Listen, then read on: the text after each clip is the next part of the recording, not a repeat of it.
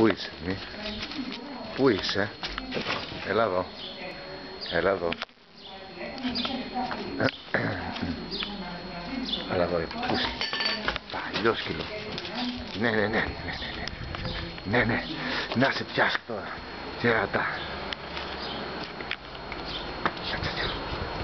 Παλιά.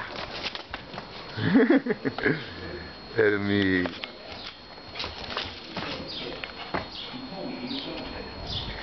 Εγώ φεύγω. Να. Γεια σου, Ερμή.